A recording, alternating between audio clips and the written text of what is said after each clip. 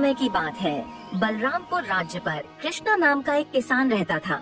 वह अपने खेतों में आलू, मटर, लौकी और टमाटर की खेती करता था।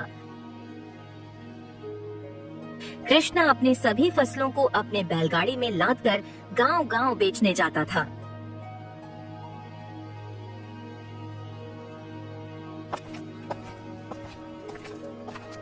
एक दिन सेठ धीरज दास का आदमी कृष्णा का घर आया और कहने लगा, मैं सेठ धीरज दास का आदमी हूँ।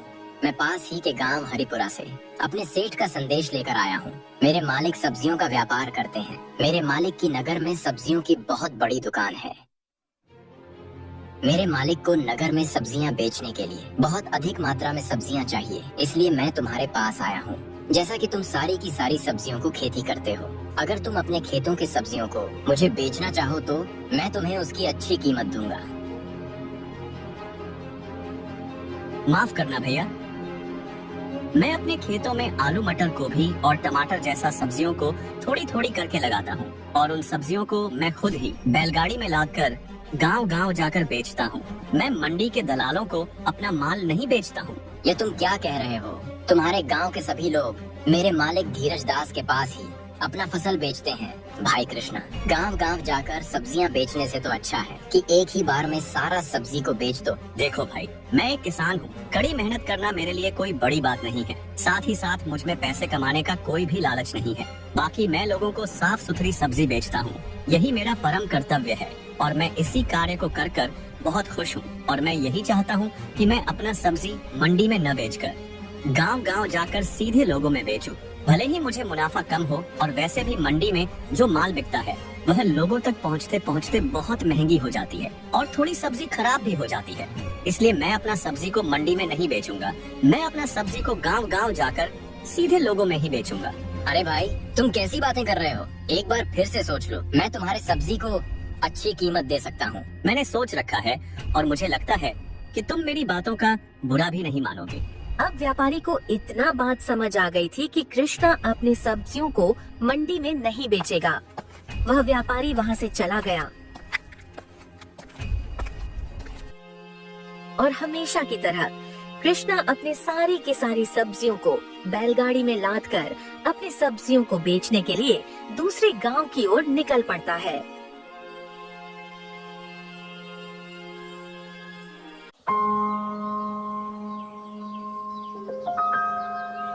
मुझे आज की रात यही बिता लेनी चाहिए।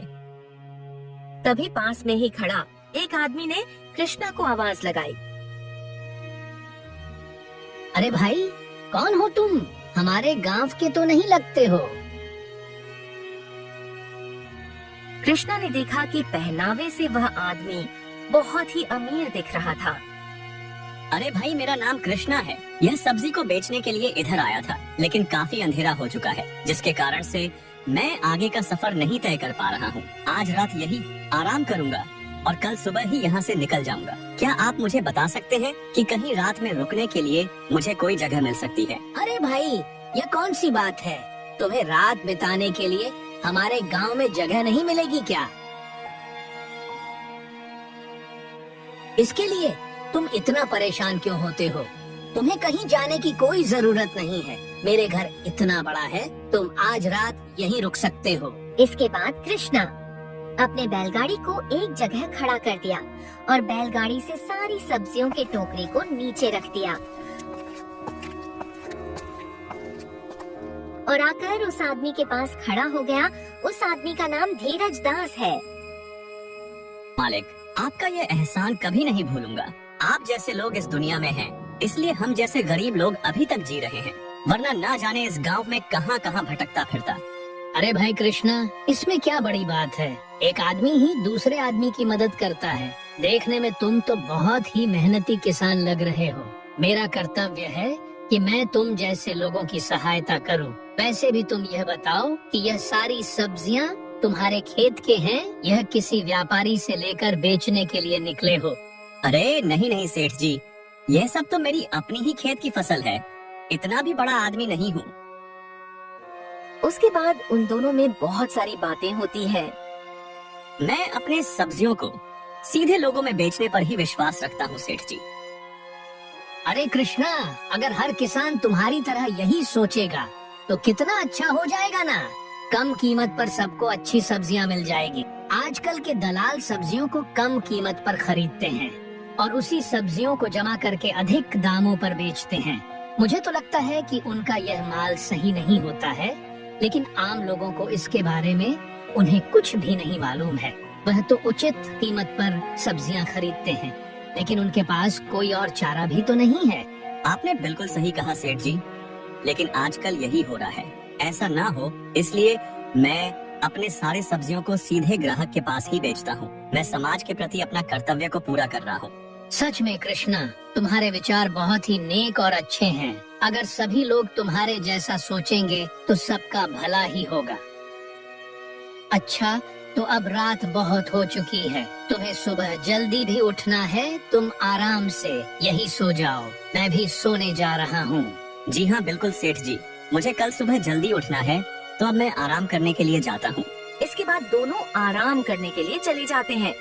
धीरज दास ने एक चारपाई कृष्णा के लिए भी डाल दी। कृष्णा चारपाई पर लेटकर सोचने लगा। सेठ जी कितने अच्छे इंसान हैं। उन्होंने मेरे लिए एक चारपाई भी डाल दी। इतना धन संपत्ति होने के बावजूद भी इनके अंदर जरा सी भी घमंड नहीं है और इनका मन भी कितना नेक और निर्मल है। ऐसे इंसान बहुत ही मुश्किल से मिलते हैं आजकल के जमाने में। इतना सोचते कहते कृष्णा सो जाता है।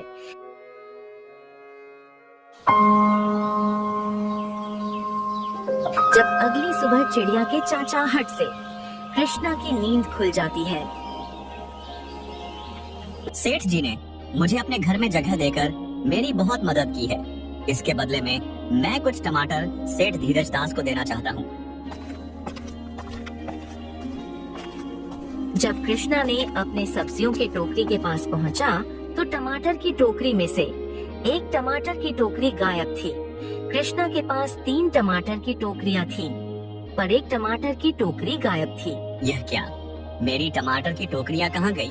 जरूर इसमें से किसी ने मेरी टमाटर की टोकरियां में से एक टोकरी चोरी कर ली।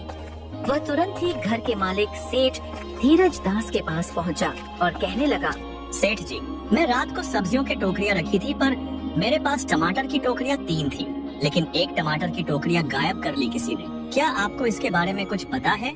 यह तुम क्या कह रहे हो? तुम्हारे सामने ही तो मैं अंदर जाकर सो गया था और तुम मुझ पर ही आरोप लगा रहे हो। मैंने तुम्हें अपने घर में जगह देकर बहुत बड़ी गलती कर दी। यह सुनते ही कृष्णा को समझने में जरा से भी देरी नहीं लगी कि टमाटर की टोकरियां में से एक टमाटर की टोकरी इसी सेठ धीरज दास ने की है।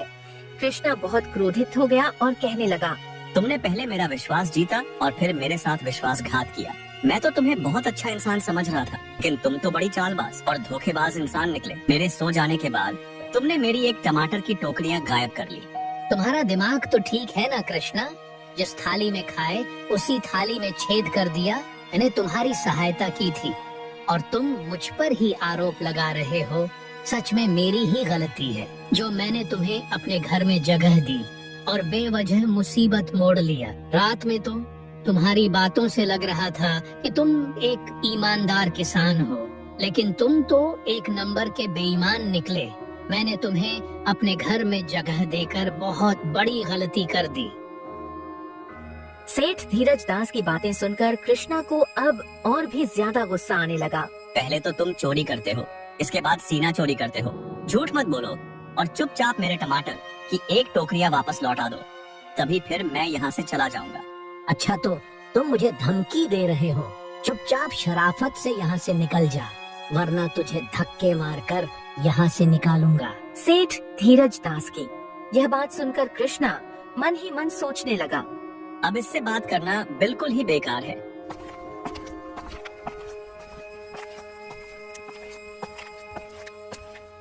कृष्णा ने अपनी सभी सब्जियों के टोकरी को बैलगाड़ी में रखा और वहां से निकल गया।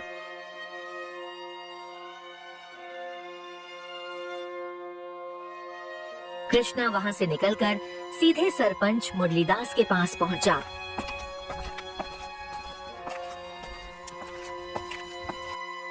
और कृष्णा ने बीती रात की सारी घटना को सरपंच मुरलीदास को सुनाया। अगर तुम्हें लगता है कि तुम्हारे टमाटर के टोकरी को सेठ धीरज दास ने चुराया है तो मैं तुम्हें उन्हें वापस दिला सकता हूँ, लेकिन जैसा कि तुमने बताया कि वह बहुत अमीर आदमी है, तो एक अमीर आदमी तुम्हारे टमाटर को क्यों चुराएगा? कहीं ऐसा तो नहीं तुम्हारे टमाटर किसी और ने चुराया है? नहीं सरपंच जी, मुझे पक्का यकीन है यह काम किसी और का नहीं है बल्कि सेठ धीरज दास का ही है। अब इसका फैसला तो सेठ धीरज दास से बात करके ही लिया जाएगा। सरपंच मुरलीदास ने अपने एक नौकर को बुलाया।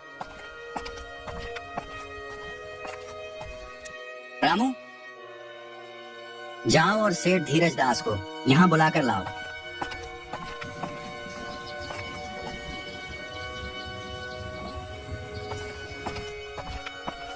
जब सेठ धीरज दास सरपंच मुरलीदास के घर पहुंचा, तब वह कृष्णा को पहले से ही देखकर समझ गया।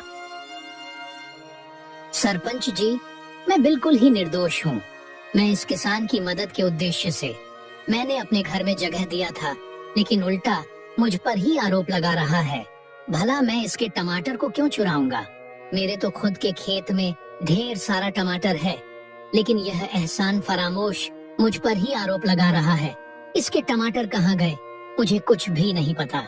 मुझे भी ऐसा ही लगता है, लेकिन चोरी तो तुम्हारे ही घर से हुई है, तो जवाब भी तुम्हें ही देना पड़ेगा। सुनो सेठ धीरज दास, तुम्हारे खेत में जो टमाटर है उनमें से एक टमाटर को लेकर यहाँ आओ। सेठ धीरज दास टमाटर लेने के लिए अपने खेतों की ओर चले जाते हैं और सरपंच जी कृष्णा को फिर से चोरी की जानकारी लेने लगते हैं।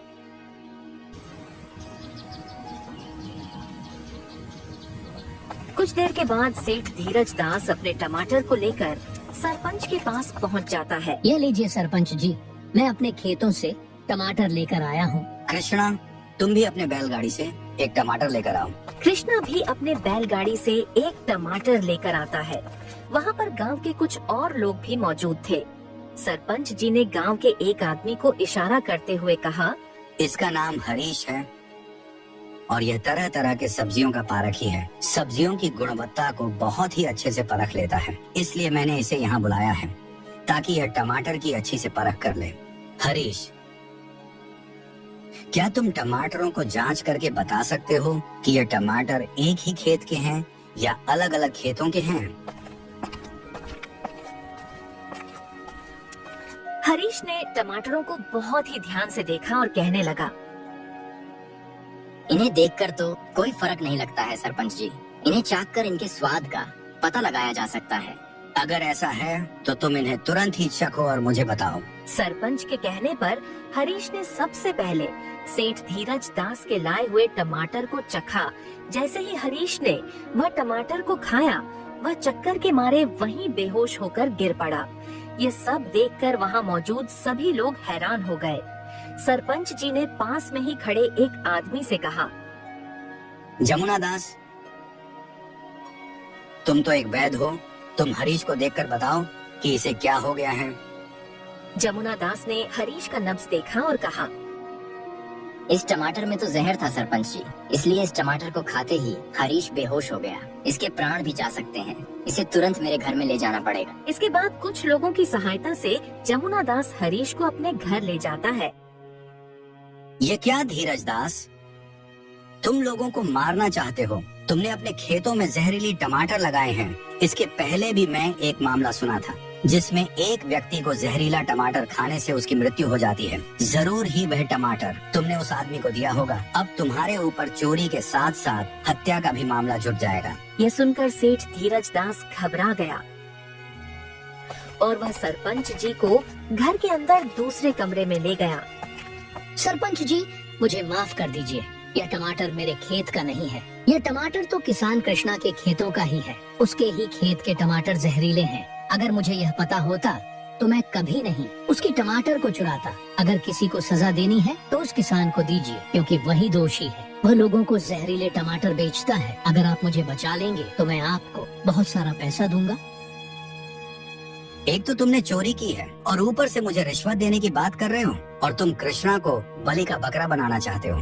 मुझे तो पक्का यकीन हो गया है कि इसके पहले भी तुमने कई अपराध किए होंगे। इसी बीच वहाँ पर कृष्णा, हरीश और वैद्य जी पहुँच जाते हैं, जिसे देखकर सेठ धीरज दास हैरान हो जाता है। अरे ये तो बिल्कुल ठीक है, इसे तो कुछ भी नहीं हुआ है, और अगर कुछ हो भी जाता तो इसमें मेरा कोई कसूर नहीं था। यह टमाटर तो इस किसान कृष्णा की है जो मैंने चुरा लिया था, इसलिए मुझ पर किसी का हत्या का अपराध नहीं लग सकता है। तुमने तो अपना जुर्म अपने आप ही कबूल कर लिया है। तुम अपना जुर्म कबूल कर लो, इसलिए हम सब ने मिलकर यह नाटक किया था। हरीश कोई सब्जी का दाता नहीं है और कृष्णा के पास कोई सबूत नहीं था, इसलिए हम लोगों ने यह नाटक किया। तुमने जिस आदमी को कृष्णा के घर मंडी में सब्जियों को खरीदने के लिए भेजा था, कृष्णा ने उसे तुम्हारे घर काम करते हुए देख लिया था, और यह बात कृष्णा ने मुझे पहले ही बता दिया था। कृष्णा ने तुम्हारे भेजे हुए व्यक्ति को अपना सब्जी नहीं बेचा, इसलिए तुमने कृष्णा को अपने ही घर के सामने रोका और उसे जगह देने का नाटक किया। तुम्हारे जैसे मंडी के नीच दलाल ऐसे काम करेंगे, मैं तो ऐसा कभी नहीं सोचा था। भाई धीरज दास, मुझे तुम जैसे लोगों से कोई मदद नहीं चाहिए। तुम जैसे घटिया दलाल की वजह से ही लोगों का बहुत बड़ा नुकसान हो जाता है। अगर किसी मंडी के दलाल ने किसी गरीब किसान को नुकसान पहुंचाने की कोशिश की तो उसे बहुत भारी कीमत चुकानी पड़ेगी।